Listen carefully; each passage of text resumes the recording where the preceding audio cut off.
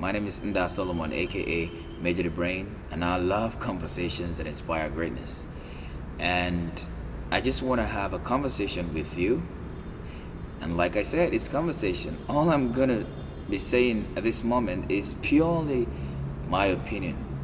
Don't take my words for it. But I'm hoping that my opinion would inspire you to think, right? It would inspire you to come up with great ideas. And I'm very, very open minded to accept these ideas.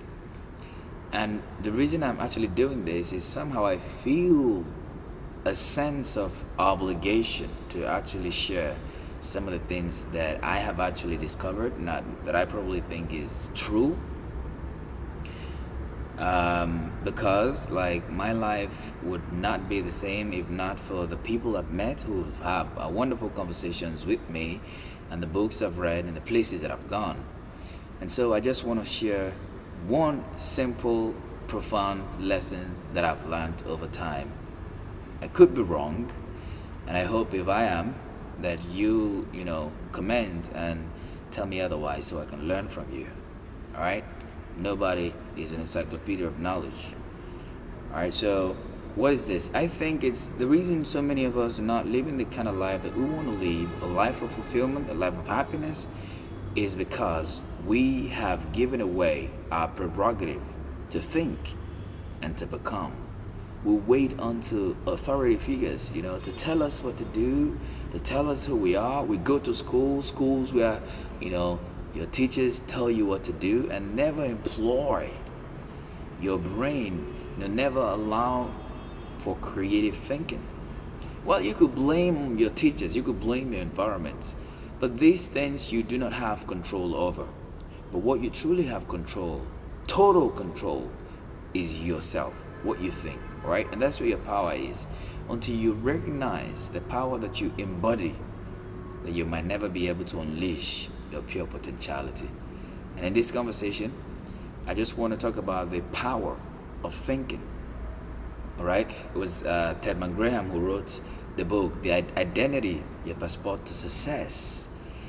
In that book, he identified that there's what we call people-imposed identity and sometimes self-imposed identity.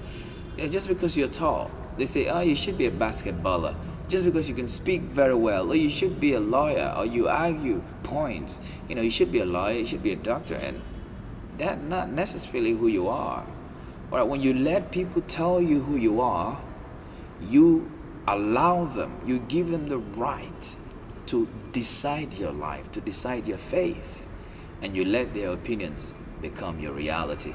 And in this conversation, I just want to, highlight or, redirect you. Maybe you've forgotten, maybe or re-emphasize the power of thinking, taking the responsibility to think, to identify your values, and to grow in your potentiality.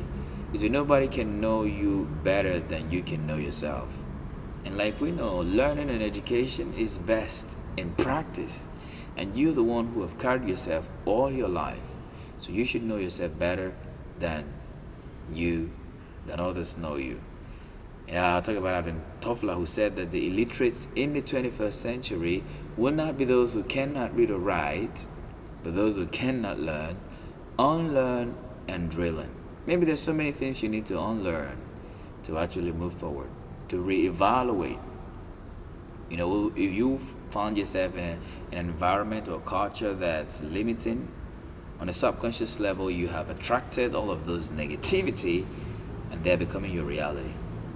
And I hope that this single conversation would inspire something in your creative awareness so you can become the best of yourself and not a limited version of yourself. My name is Major Brain, aka Mr. Solomon, and I love conversations that inspire greatness.